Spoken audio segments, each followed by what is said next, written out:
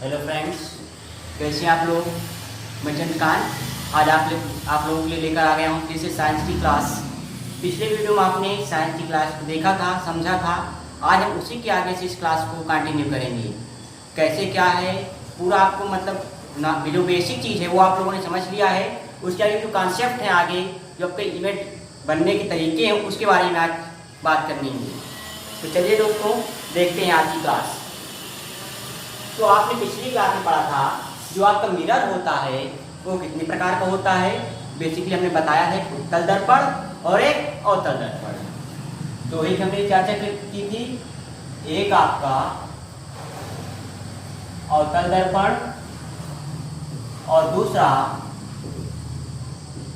उत्तल दर्पण। अवतल दर्पण मतलब कॉन्केव मिरर और अवतल दर्पण मतलब कॉन्केव मिरर और उत्तल दर्पण मतलब कॉन्वेक्स। उत्तल दर्पण हम कॉन्वेक्स बोलते हैं। तो आज हम बात करेंगे जो इमेज बनने के तरीके हैं, नियम है उन पर। जो आपका अवतल दर्पण है, कॉन्केव मिरर है, इसमें कितने तरीके बनने के, इमेज बनने के देखते हैं।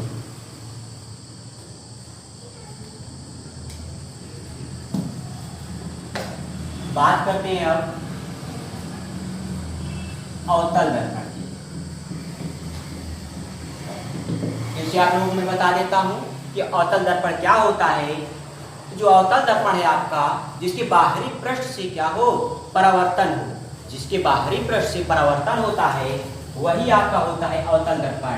ये जो आपका है इसकी हम उभरे हुए पृष्ठ पर, बाहरी पृष्ठ पर कलई कर दिए तो यही आपका क्या हो जाएगा, अवतल दर्पण हो जाएगा। ठीक है। अब जो ये अवतल दर्पण है इसमें कुछ रे डायग्राम बनाने के नियम है, किरण आरेख खींचने के कुछ नियम हैं। कितने नियम हैं उनको आगे देखते हैं हम। तो बेसिकली जो आपके अवतल दर्पण है इसमें किरण आरेख बनाने के कुछ 6 नियम हैं। कुल 6 तरीकों से हम इस पर किरण आरेख खींच सकते हैं। कौन कौन से तरीके हैं देखते हैं।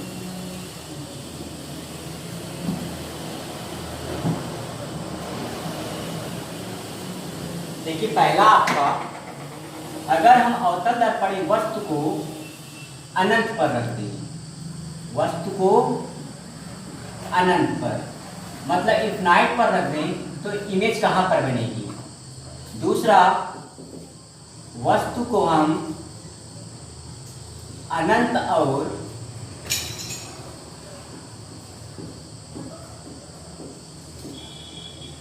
वक्रता केंद्र के बीच रख दें। तीसरा, यदि हम वस्तु को वक्रता केंद्र पर रख दें तो कहां पर इमेज बनेगी आपकी। चौथा, मुख्य फोकस पर।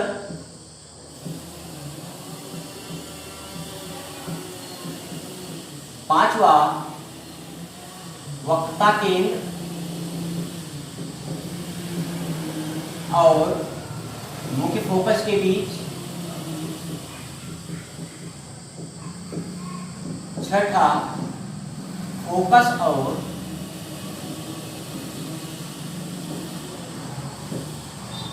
ध्रुव के बीच। पहला इनफाइनाइट पे, दूसरा centre of infinite and centre of curvature between. तीसरा, सेंटर ऑफ कर्वेचर। चौथा, फोकस। पांचवा, centre of curvature and focus. छठा, फोकस एंड पोल। ये आपकी 6 कंडीशन बन रही हैं। तो चलिए पहली कंडीशन देखते हैं। अगर आपकी वस्तु अनंत पर रखी, अगर हम वस्तु को अनंत पर रख दें तो आपका जो इमेज है कहां पर बनेगा, किस साइज का बनेगा, कैसा बनेगा, ये सब के बारे में देखते हैं।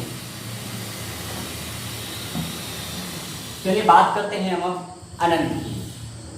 पहली कंडीशन आपकी क्या थी, इनफाइनाइट थी। जब हम वस्तु को, किसी आर्टिकल को इनफाइनाइट पर रख देते हैं तो उसकी इमेज कहां पर बनती है। देखिए, ये आपका कोई एक अवतल दर्पण है, अवतल दर्पण के जो मिड पॉइंट है ये आपका होता है पोल। अगर पोल पे हम एक रेखा खींच दे तो ये आपकी क्या होती है, मुख्य अक्ष होती है, प्रिंसिपल एक्सिस। ठीक है, ये क्या होती है, प्रिंसिपल एक्सिस होती है। अगर हम यहाँ पर करें कि अनंत पर कोई वस्तु रख दी, मान लेते यहाँ पर अनंत पर हमने कोई वस्तु रख दी, ये तो हमने जो इमेज फॉर्मेशन के रूल बताए थे आपको, 3 रूल। पहला था जब कोई प्रकाश की किरण मुख्य अक्ष के समांतर होती है तो दर्पण से टकराने के पश्चात, जब कोई प्रकाश किरण मुख्य अक्ष के समांतर होती है तो दर्पण से टकराने के पश्चात मुख्य फोकस से होके निकल जाती है। कहाँ से होके निकल जाती है, मुख्य फोकस से होके निकल जाती है। दूसरी कंडीशन हमने बताया था, जब कोई वस्तु सेंटर ऑफ कर्वेचर मतलब वक्रता केंद्र से होकर जाती है तो वह वक्रता केंद्र से ही वापस लौट आती है। तो यह फिर से एक प्रकाश की किरण है, ये कोई प्रकाश किरण जो मुख्य फोकस से होकर जाती है वो दर्पण से टकराने के पश्चात पुनः ही वक्रता केंद्र मुख्य अक्ष के समांतर हो जाती है। कोई भी प्रकाश किरण जब मुख्य फोकस से होकर जाती है तो दर्पण से टकराने के पश्चात पुनः मुख्य अक्ष के प्रिंसिपल एक्सिस के समांतर हो जाती है। इट मीन्स जो हमारी इमेज है वो कहाँ पर बन रही है, मुख्य फोकस पर बन रही है। यहाँ पर आपको इमेज बनती हुई दिख रही है, यहीं पर हमारा जो इमेज है कहाँ पर बनेगा, फोकस पर बनेगा। कैसे बनेगा, बहुत ही छोटा, ना के मतलब कुछ है ही नहीं, बिल्कुल ना के बराबर समझ लीजिएगा, 0 साइज। तो इसकी साइज क्या होगा आपका, 0 साइज। बात करते हैं इसकी पोजीशन की। पोजीशन क्या होगी इसकी, फोकस, जिसकी पोजीशन है इनफाइनाइट है, इमेज आज फोकस पर है, और साइज क्या होगा, 0 साइज होगा। अब बात करते हैं नेक्स्ट,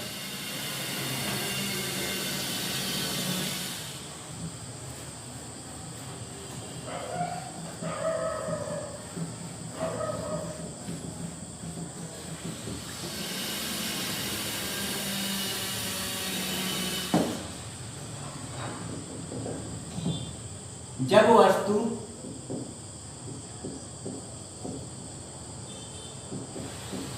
वक्रता केंद्र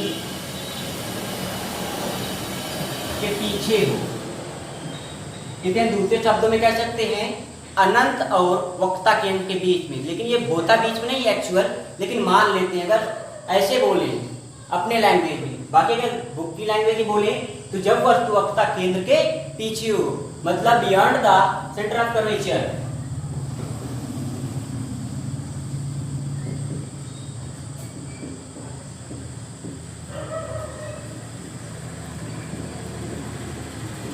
ठीक है, जब वस्तु वक्रता केंद्र के पीछे होती है तो आपकी जो इमेज है कहां पर बनती है उसको देखिएगा।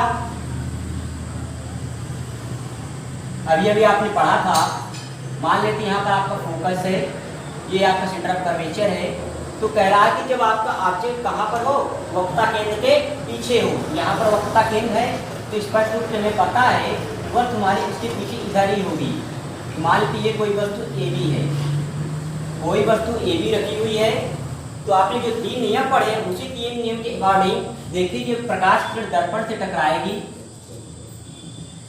और दर्पण से टकराने के पश्चात मुख्य फोकस से होते हुए निकल जाएगी। ये आपका पहला रूल था।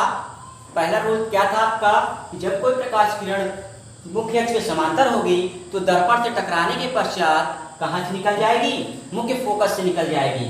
सेकेंड थिंग हमने पढ़ा था, जब कोई वस्तु सेंटर ऑफ कर्वेचर मतलब वक्रता केंद्र से होकर जाएगी तो पुनः ही अपने मार्ग में वापस लौट आएगी, पुनः ही अपने मार्ग में वापस लौट आएगी। ये 2 कंडीशन आपने पढ़ी थी